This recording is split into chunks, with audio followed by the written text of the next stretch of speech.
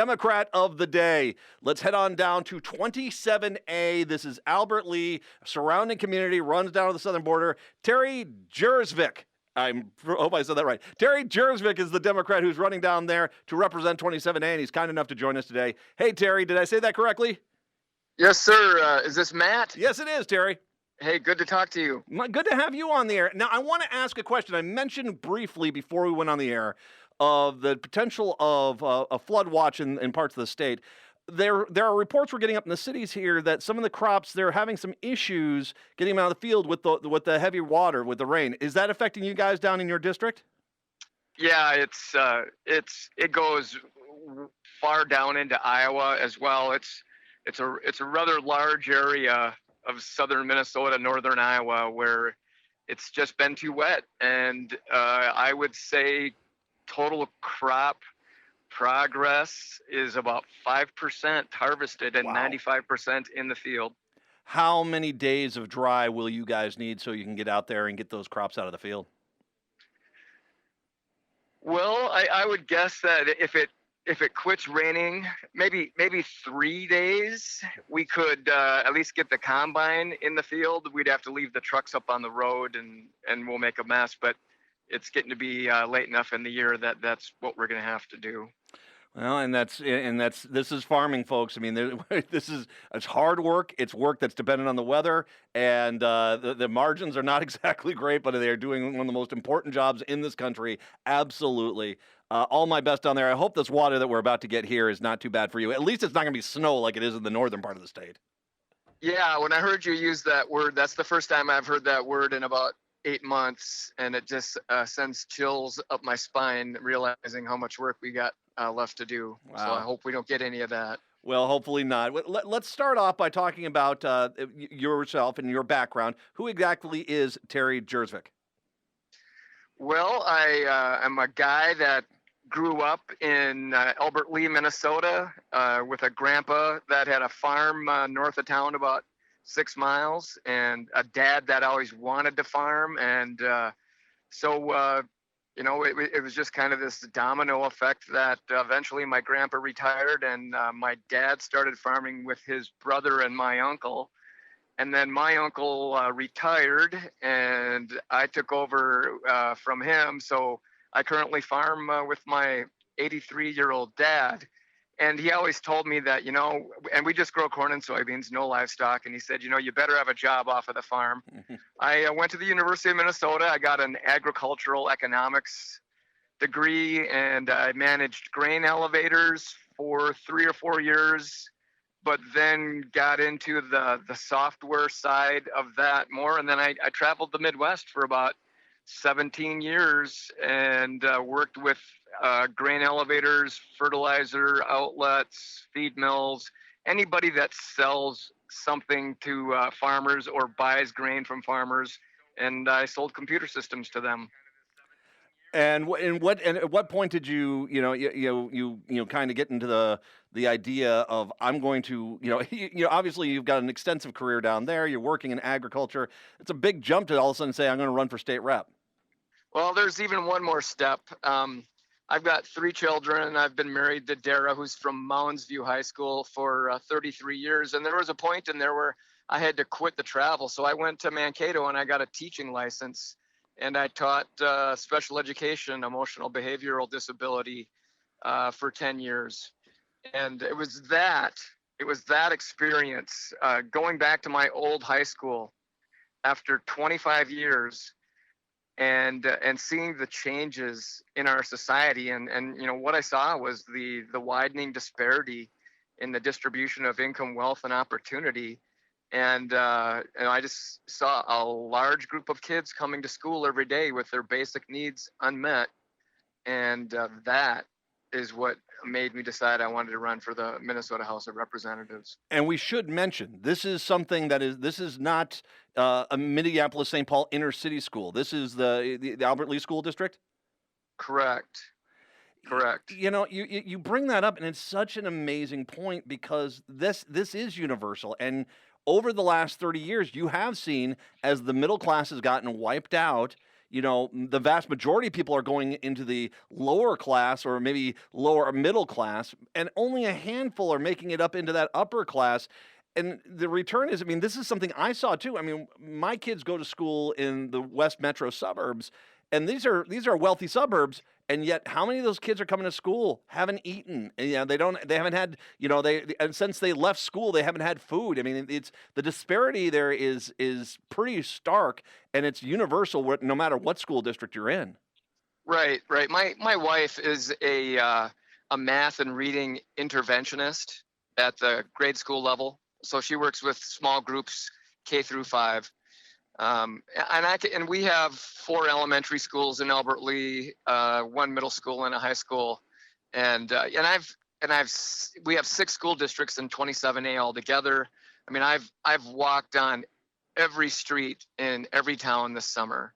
I can tell you that there is a school where 50%, and this year, the incoming kindergarten class, 50% of them qualify for special education services, and 75% of this school qualifies for free and reduced lunch. Wow. So you don't associate child poverty with rural areas, but after being in the neighborhoods that I grew up in as a boy, and I hadn't been in these neighborhoods for a long time, but I walked them.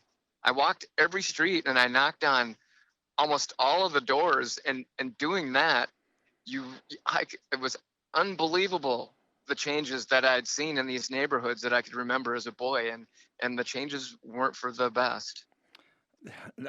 Clearly not, and it's, wow. I mean, that's an amazing story, and let's talk a little bit about education funding. I know we want to talk about some other issues, but is this something we've talked about? How the fact that school districts, this referendum process, it's antiquated, it's old, and depending on the school district, you're going back to the same people over and over again with your hat in the hand, and it's not working. You can't keep up with the needs of the school district. Is this something that's better addressed? I mean, we've talked to multiple state representatives and people running for office, and they've all said we need to fix the school funding problem in St. Paul. Would you agree with that statement? Yeah, I mean, we can use 2 words. We can use education equality, and we can use education equity. And the formula used to fund education is heavily based on real estate values and property values. And one of the things that happens in outstate Minnesota, and I would guess outstate rural state America, is more of the real estate is dependent on homes and residential, and a lot less on commercial industrial. And so we have a tendency, whenever we do referendums, that we just can't get the extra dollars like a school district that is more heavily weighted in commercial and industrial property.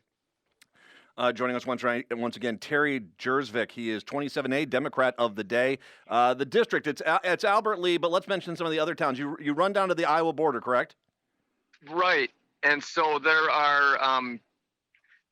there is Blooming Prairie and Wells. They are the 2 larger communities, and they have school districts.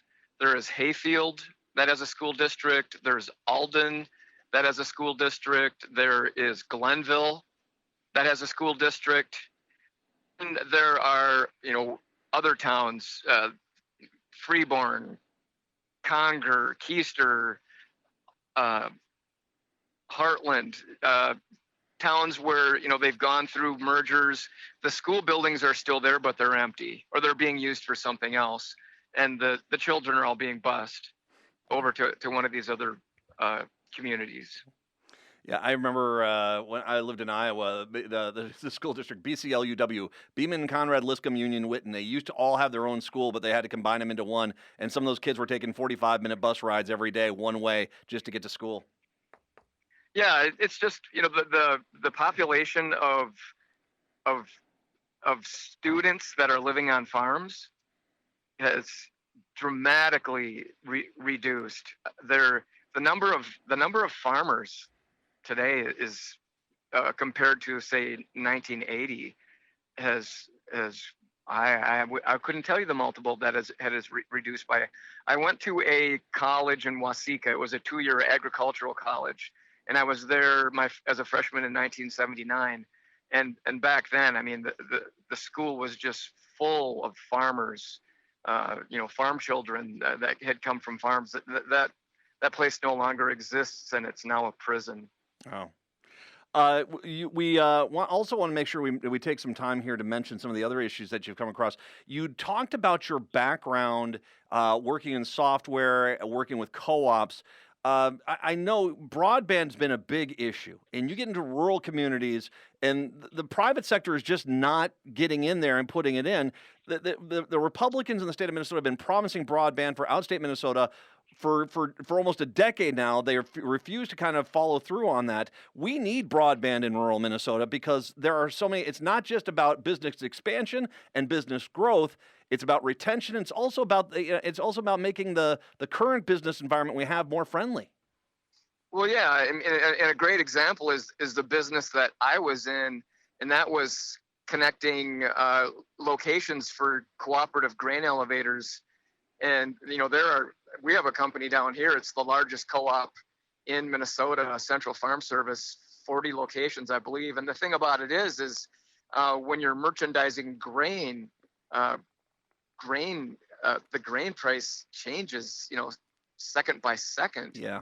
And so when a farmer comes in and contracts 20,000 bushels of corn, and there's a centralized merchandiser that needs to know about that transaction instantaneously to get it hedged, it's crucial to have a backbone, an internet backbone for data communications, so that the price risk, is covered quickly and money isn't lost. Another issue that I see is when I knock on doors in our area, I talk to a lot of seniors.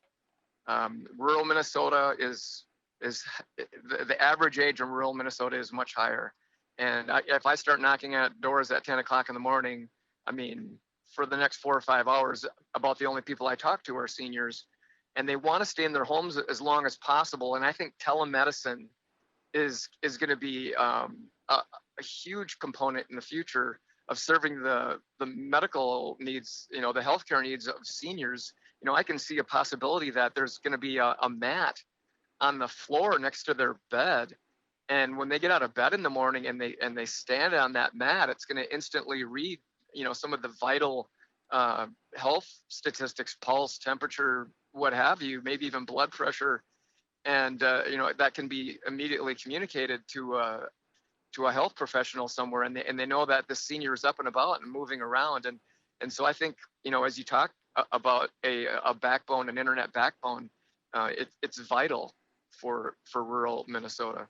And as well, it gets into the health issue, which I know as well as you've been door knocking. That's also a top priority for most of the people in your district, right? Correct.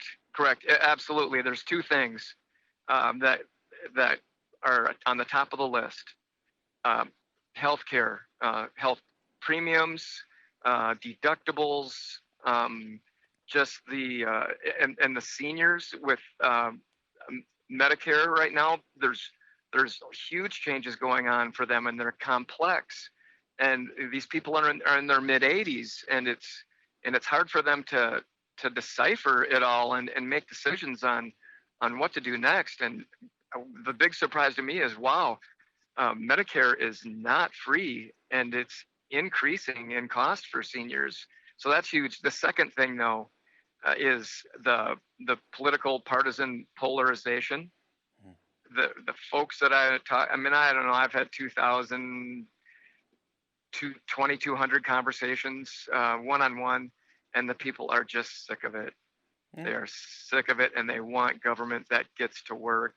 and gets the job done for them. Yeah, we talked about that with the Omnibus Prime bill. There was a lot in that bill where there was universal acceptance. There are a lot of things in that bill that could have easily gotten passed with a governor's signature, and the leadership in the Republican Party decided to use them as a hostage to prevent to try to get a more unappetizing thing passed, and that's not working for the state. That we need fresh leadership, and we need a Democratic majority to push some of this stuff through.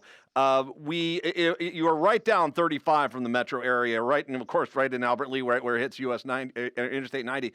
So it's easy to get down to you. I'm presuming you still need people to volunteer to help door knock and donations if people have some extra cash to help out, correct? Yeah, definitely. I'm against a two-term incumbent. I believe 2 years ago they estimate that somewhere around $400,000 of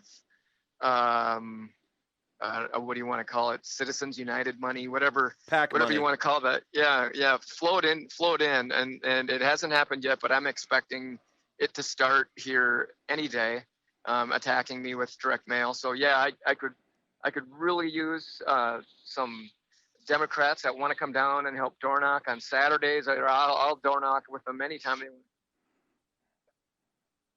Oh. Are we losing Terry? I think we may have lost Terry there. Oh, see if we got him here. Yeah, I'll see if I can. All right. Yeah. Hey there, Terry, you there? Yeah, am I still there? Yeah, you are. You just cut out there. Let's make sure we get out we'll get out the website. I'll put out everything onto the websites later on today and the social media there. What's your website? It is Gjersvik for 27A.com. Gjersvik for 27A.com. It's GJERSVIKFOR 27A.com. I'll link to all that a little bit later on. Terry, all my best. I hope we get those crops out of the field before too much longer. Thanks for taking some time today and being the Democrat of the day. Hey, thanks, Matt. I'm honored to have gotten the opportunity to be Democrat of the day. Beautiful.